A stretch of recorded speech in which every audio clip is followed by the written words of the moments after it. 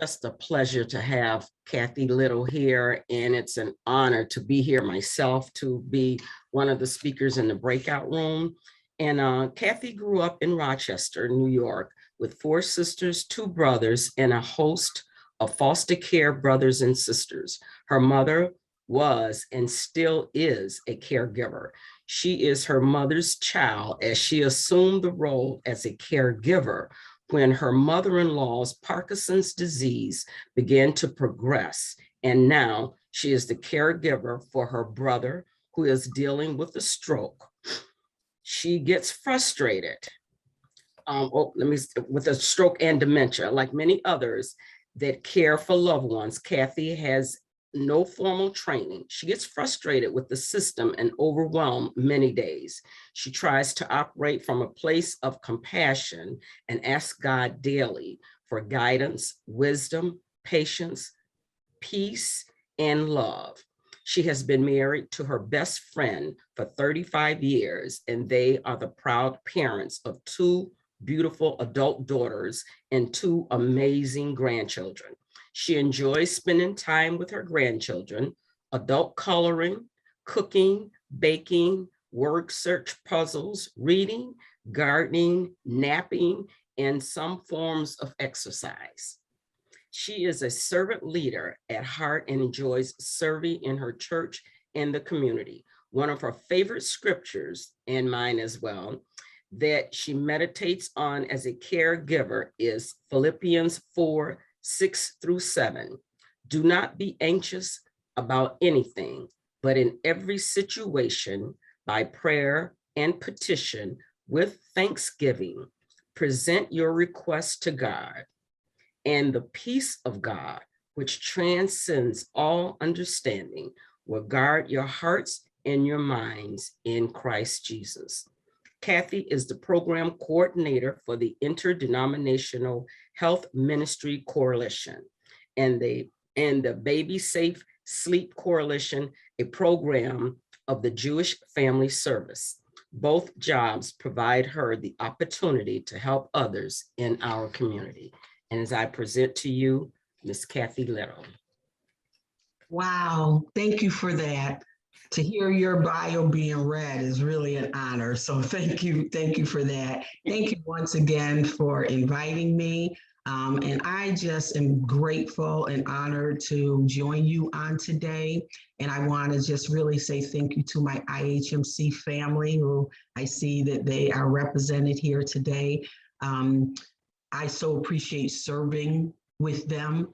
I've always appreciated the work that we do in our community. And so I just want us today to sit back, and what I'm going to present is really just my heart, what I've known, learned as far as being a caregiver.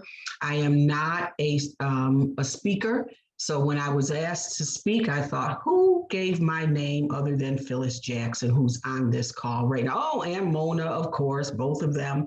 So I am honored because I do believe all of us who have served in the role as a caregiver, we have a story.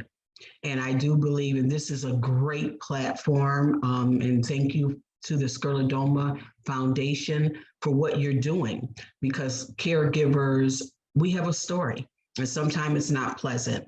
Sometimes it's overwhelming. And like I said, I have had no formal training at all, but I am just led by the person of the Holy Spirit. So we will get started. If you can advance the slide.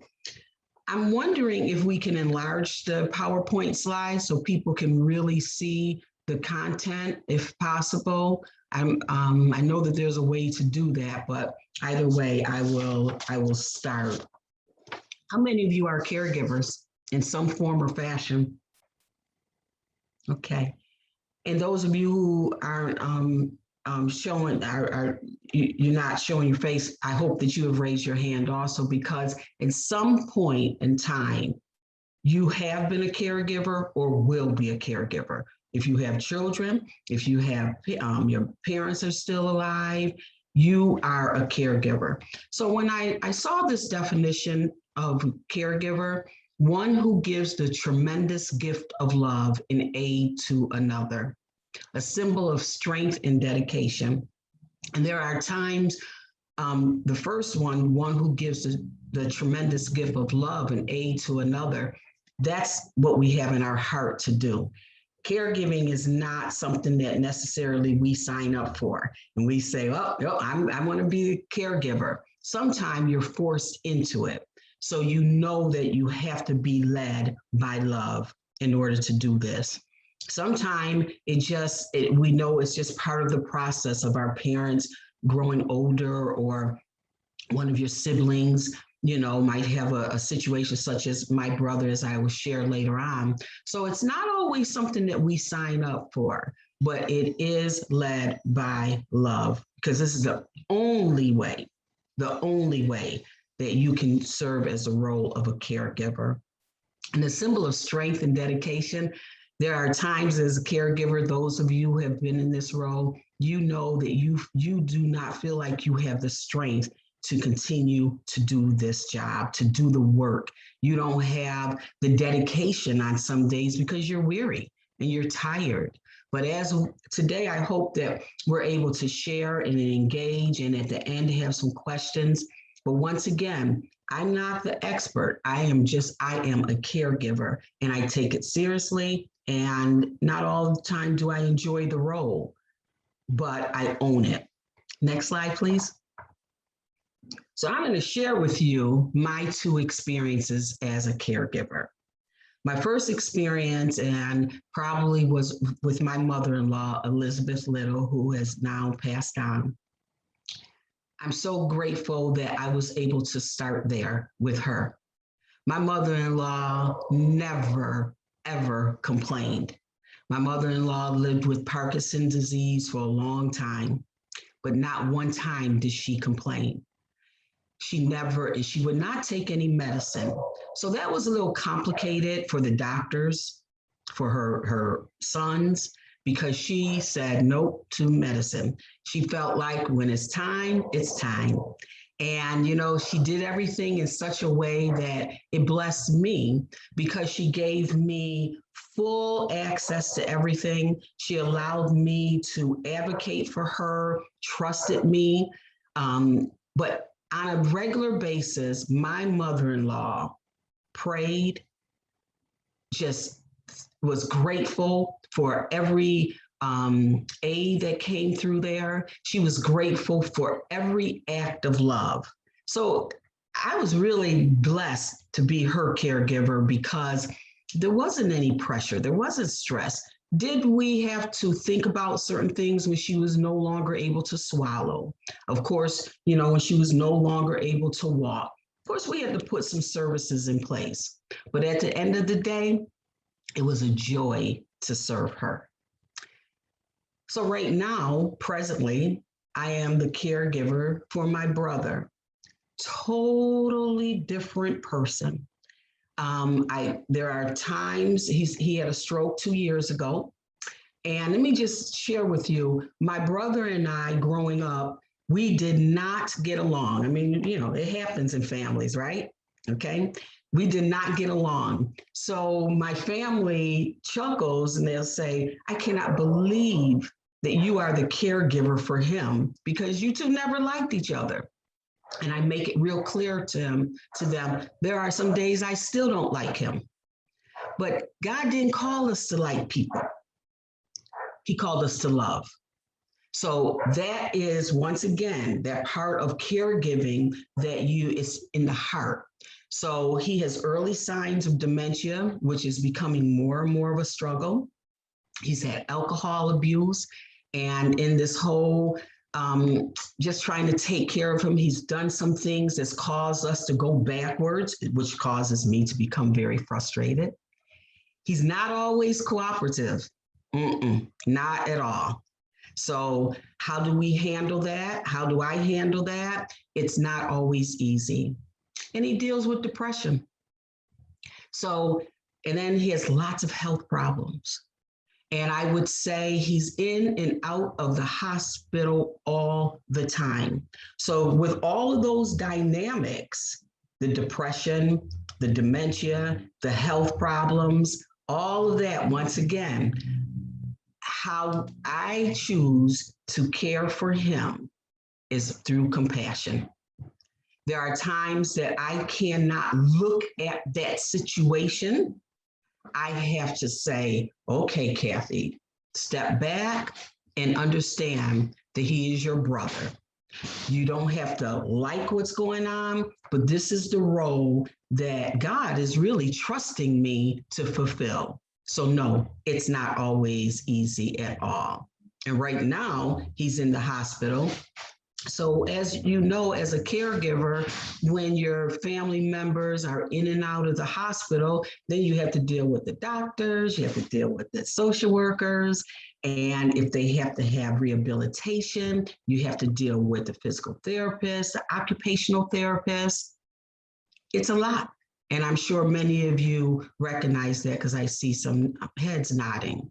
But at the end of the day, hopefully on today, we're going to talk about some tools that I hope that I can share with you that will help you, that I've had to learn along the way. Next slide. If you are a caregiver right now, or you think that at one point that you were a caregiver for someone, or you anticipate that you might be a caregiver, it doesn't matter. I want you to right now just hug yourself. Wrap your arms tightly around yourself and just pat yourself on the back, hug yourself, celebrate yourself. Because caregiving is, you can only do this through a spirit of compassion. If you do not have compassion, and I trust that each and every person that's on this call right now, we all have compassion. How we choose to activate that, that's totally on you. But you cannot do this work without being compassionate. So compassion is a positive response and a desire to help with an inner motivation to lessen or prevent sufferings of others. How many of us are parents? You know that we are led by compassion as a parent. Both of my grandkids right now are dealing with, they both ended up with COVID in this last couple of days. So my heart is going out to them. So I'm checking on them, I'm praying with them. It's out of compassion. So each and every one of us, we have that. And when you're a caregiver, it's just got to be amped up a little bit more. Compassion motivates people to go out of their way to help physically, spiritually, or emotional hurts or pains of another. I am truly blessed working with the individuals with IHMC. We serve people in the community. We serve one another. We lift up people in the community. We partner with churches. We partner with community-based organizations. Why? Because our founder, what God put on her heart to make sure in our community that we are well, mind, body, and spirit, this is a ripple effect. So as we go on and I share a little bit more, I'm going to talk to you about being careful of who's in your ear when you're doing this work. If you have a coworker or a brother or a sister or whomever that is not led by compassion and you're trying to share with them some of the aspects of this work, shut that down. Because what you really want is people to be like-minded and have that same heart. And I do, and I am blessed behind it, because when I am overwhelmed, when it comes to my brother, I do call on those individuals just to listen. Okay, next. I was talking to my doctor one day, and my brother and I have the same doctor. And my doctor said, he said from the very beginning that my brother was going to be too much for us to handle. And my mother-in-law, she had the same doctor. And he would say, he's good, he's nothing like your mother-in-law, Cathy. And yeah, you did a lot of things. You advocated, you got the aid service, you did all of those things. But at the end of the day, he's got to want it as bad as you. So I'm going to repeat that. When you are working, when you are a caregiver, we can do all of these things, but that individual must want that same quality care as you do for them. So my doctor said to me, be careful that you are not going to be dealing with compassion fatigue. I had never heard of that. Have any of you? I'm sure if there's some healthcare providers on this line, you have. I had never heard of compassion fatigue. I kept saying, oh, I'm not burned out. I'm not frustrated. So he said to me, he said, compassion fatigue, and I'll read you can read it also, but I'll read this. Stress resulting from helping or wanting to help people who are experiencing trauma or suffering. And he was sharing with me that in the healthcare profession, many healthcare providers deal with compassion fatigue.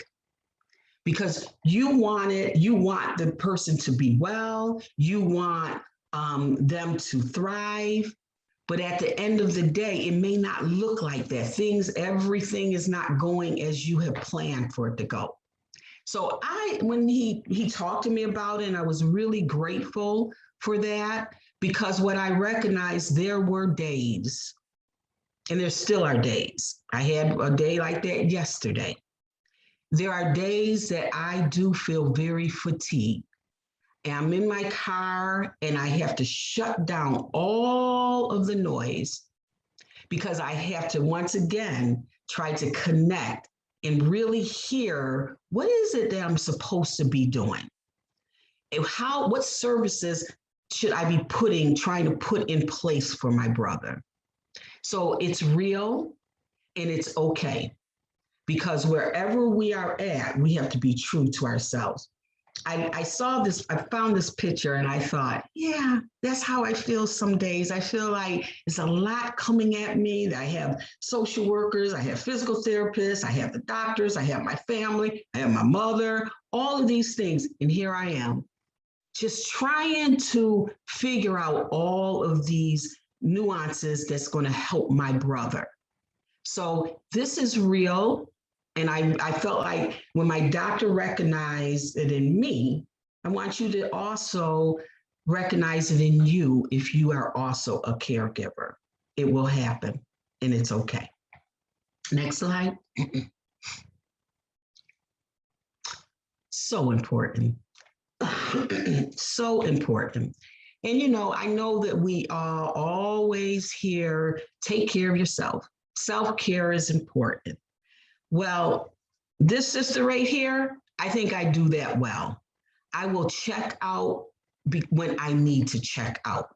So I want to just talk about some basic things. I want you, if you are a caregiver, to embrace your needs.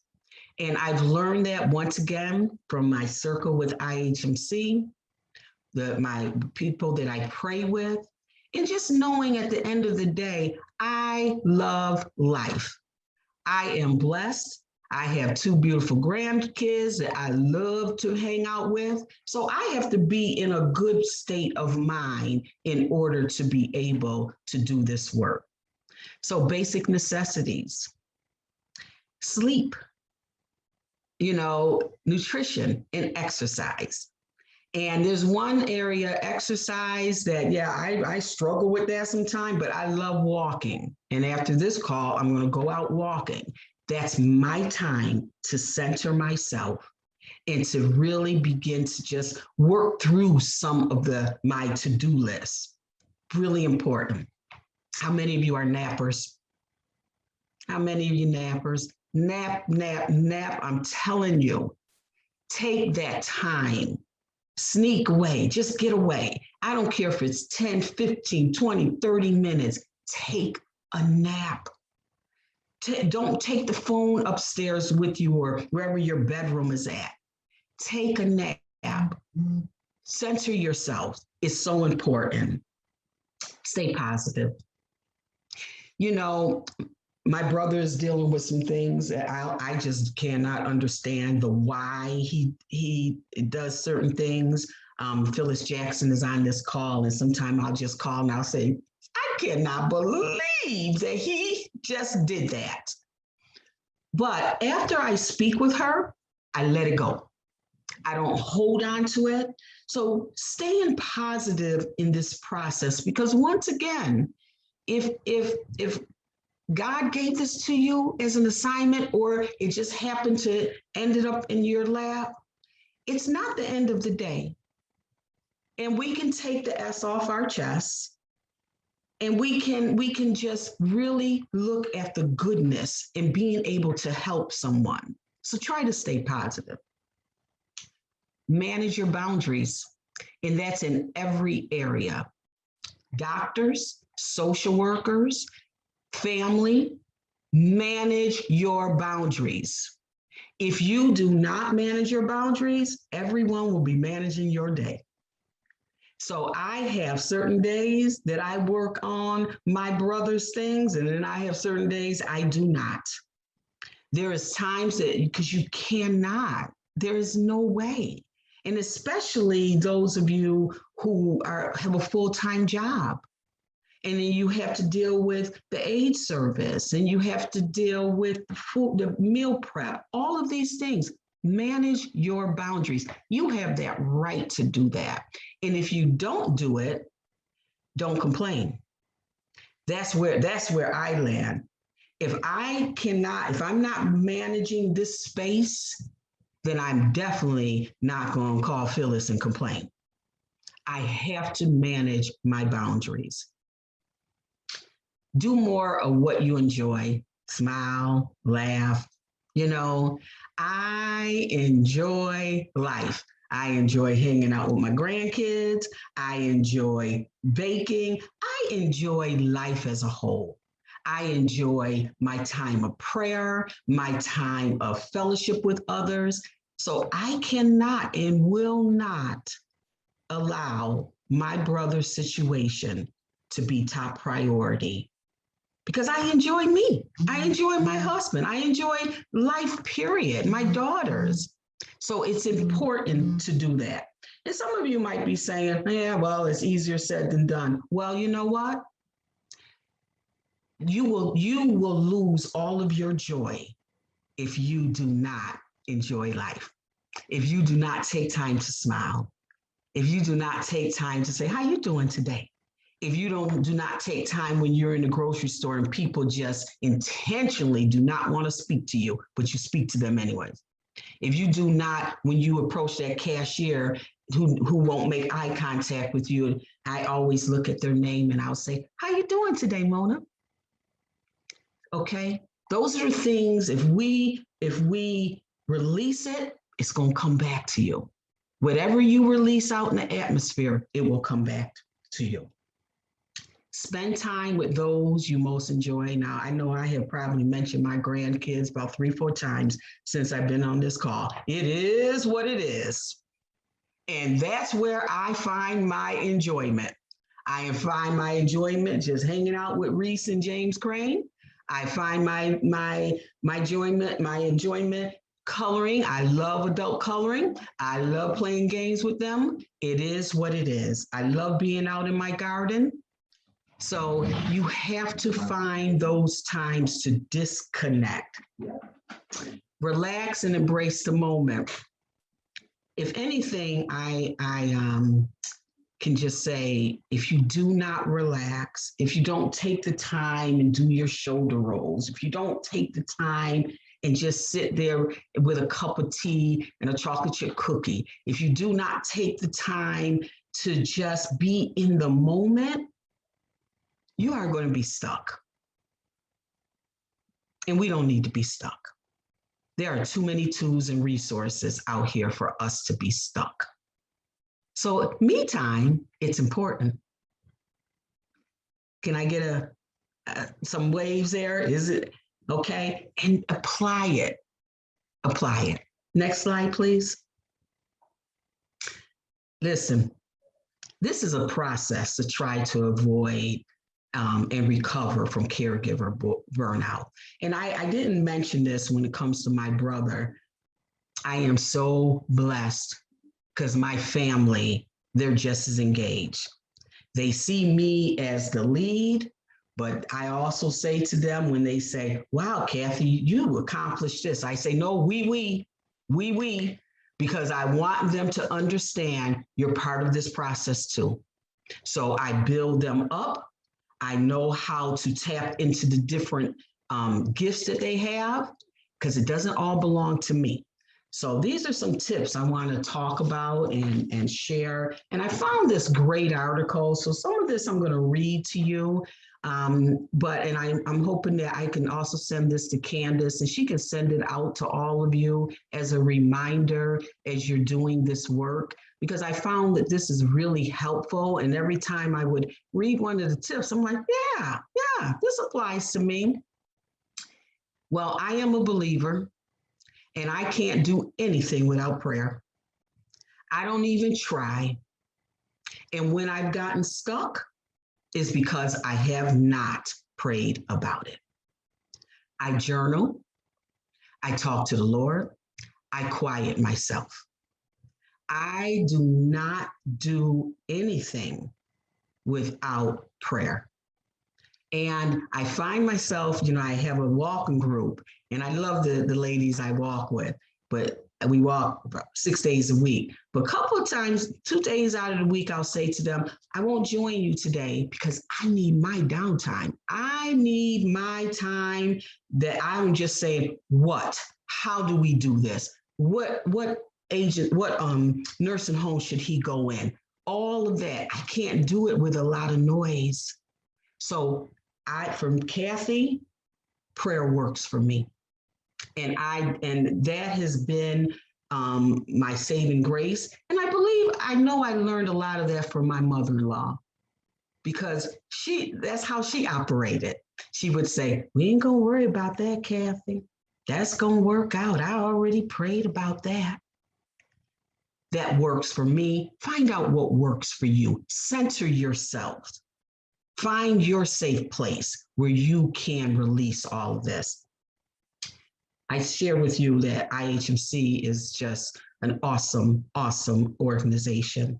And IHMC provides the community with so many resources and support. Based on that, I've been able to navigate this.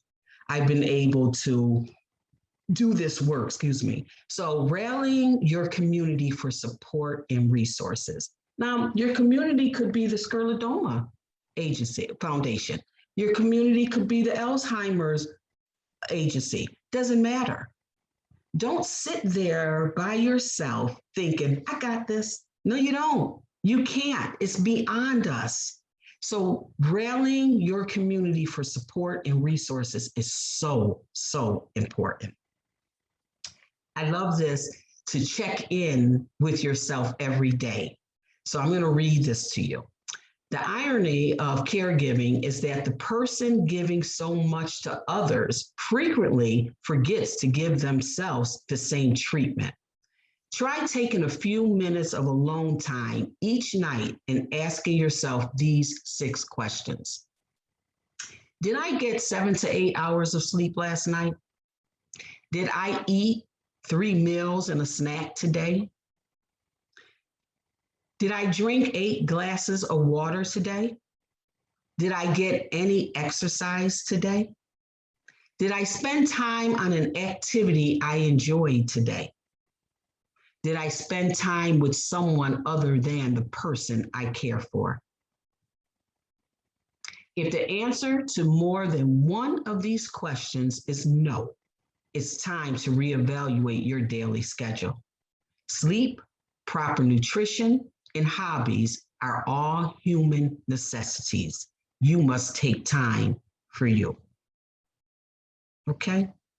Please do that. Give yourself some appreciation. Well, listen, if we do not build up ourselves, I don't know who else is going to, all right? If we don't say, oh, wow, I I went through that checklist. I tried to 5 things every day that I have to do for my brother. And I started that practice with my mother-in-law. You know, I would talk with my husband. I would say, what do we need to do? So I want to read this to you. A recent caregiver appreciation study found that caregivers who feel more appreciated experience greater emotional well-being, sometimes due to illnesses or disabilities. The person you are the caregiver for cannot adequately show appreciation for all of your help. A lack of appreciation is discouraging for caregivers and can easily fester into resentment. Let's stay right there for a minute, that resentment piece. It's real, it will happen. You have done all of these things for the person that you're caregiving for, shopped, made sure the aid service is in place, everything. And then you go and present all this, you don't even get a thank you. Now, you can catch some feelings behind that.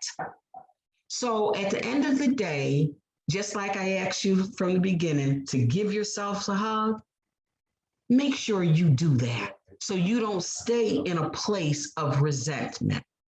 And for me, because my brother and I always struggled growing up, some days I want to say, boy, who you think you talking to?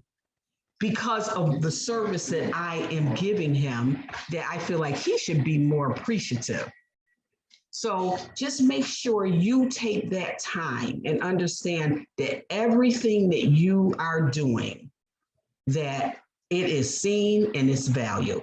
I'm going to move on, but I want to say this. One of the things I'm learning working with social workers, they're always saying to me, I don't know how you're doing all this. You are doing a great job.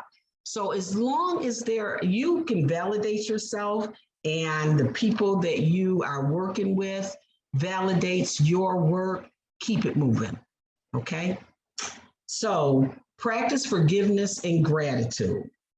The job as a caregiver, you do have to be a real tough cookie with being a caregiver. It is not an easy job at all. And you may have been forced into the caregiver role, good or bad, it doesn't matter. But there is no such thing as perfection. We're not going to always get it right as caregivers. We may make some decisions that, the family is not happy with, but do not beat up on yourself. And even for my situation, and I've talked to other people who maybe they've struggled with their parents growing up, and now they're their parents' caregiver. So there's got to be a level of forgiveness so you're able to do the work. Okay? And don't forget to take time to step out of your daily routine to reflect on what you're grateful for. For years, my husband really, for about 7 years, I wasn't well. And he took care of me. But in that 7 years, I kept a gratitude journal. It's the best thing I could have done. The best thing I could have done. So that's why right now, I am so grateful for every small step I see with my brother. I'm so grateful for being in a space that I can give of myself. And then ask for help from others. So important. One of the ladies on this call, one day she did something because she's a caregiver for her mom. And she did something that I just thought, wow, that is really awesome. She was going away. She wanted to go to her granddaughter's graduation. But she didn't want to necessarily, she had aides coming in, but she wanted to make sure that her mom was well. And she sent out an email to her sisters in this community, her village in the community. And the village stepped up. And I remember reading the email thinking, wow, I wish I had the time But I thought for her to step out and say, hey, I need some help. I'm going to go in with my granddaughter. I want to celebrate her. But mom, I need to make sure mom is okay. That spoke volumes to me. And so I would share that. Have a village, folks. If you do not have a village of people that you can call on, think about it today and start writing those names down, because that spoke volumes to me when she did that. Okay. Everything and everyone cannot be a priority. Everything and everyone cannot be a priority. So, and what I've tried to do, because I'll get a call from the physical therapist and the occupational therapist, and they'll say, hi, Kathy, we want to come out to see your brother at 8:30 in the morning. Well, I know that the aides are not going to, they're going to get there around 8:30, but why stress them? So I'll say, 10 or 11 o'clock will work better. You know, I don't allow everything and everyone to be a priority. I have to make sure that I'm prioritizing what I need to prioritize for that day. I already shared with you, I write 5 things down every day that I need to do. And that's through prayer that I understand these are the things I need to do. So don't be so quick to say, oh, yeah, I'll do that. Oh, yeah, I'll do that. Yesterday, the social worker called and they were going to transfer my brother to a rehab. And so she said, do you think you could, she was asking me if we could do something. I said, no, not until Monday. Now, I could have said yes, and you know, then I wouldn't have been able to, you know, do certain things that I want to do. I said, no, not until Monday. And come to find out, this morning I get another call. They changed their schedule. So you see, it would have inconvenienced me had I said, oh, sure, I'll do that. So everything and everyone cannot be a priority. Okay? Be very careful who is in your ear. People will say, and my family has done this here recently, oh, just put them in a nursing home. You know, just leave them there. And I say, no, doesn't feel good. It doesn't feel right to my spirit. Oh, just put them. And then, you know, people will say, I wouldn't do that for him. I would not make sure he has a couple of dollars in his wallet because he's going to forget. But my thought is, he's still a person. He's a man. He's 62 years old. He has a bank account. And if he, just like anyone else, you want a couple of dollars in your wallet. So certain things I try to say to the family, no, we're not going to do it that way. But also I engage the family so that they can understand the why not. But be careful of who is in your ear. I know I keep referencing Phyllis Jackson because I just love her dearly, but I call her when I don't understand even blood work. I don't understand his numbers. I don't just take, you know, if the doctor says something or the social worker says something. No, I need to confer with someone else. So be careful who's in your ear. Next slide. So I'm almost at the end of my presentation, but I do want to read something to you that I found several years ago, and I gave this, what I'm going to read to you, to the aides that was working for my mother-in-law. And because caregiving takes courage and grace. And, you know, it's one of those kind of things you do have to breathe.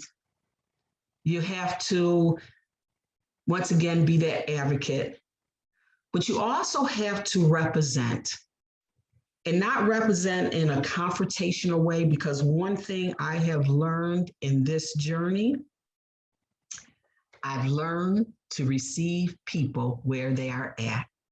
So I've learned how to be the best advocate for my brother, And I've learned not to be confrontational if the nurse doesn't call me back, because guess what? I need them. I need that community. And that's how I always look at it. So I'm just going to read this and then we will, I guess, take questions. Although I cannot control the disease process, I need to remember I can control many aspects of how it affects me and my relative. I need to take care of myself so that I can continue doing the things that are most important. Simplify my lifestyle so that my time and energy are available for things that are really important at this time. Cultivate the gift of allowing others to help me, because caring for my relative is too big a job to be done by one person.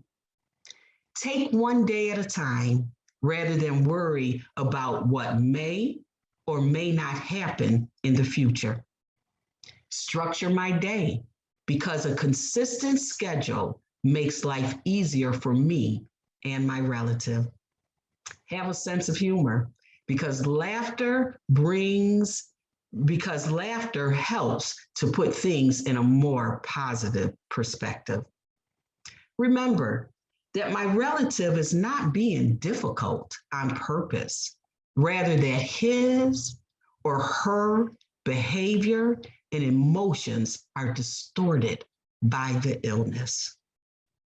Focus on and enjoy what my relative can still do, rather than constantly lament over what is gone. Increasingly depend upon other relationships for love and support. Frequently remind myself that I am doing the best that I can at this very moment. Draw upon the higher power, which I believe is available to all of us. Thank you.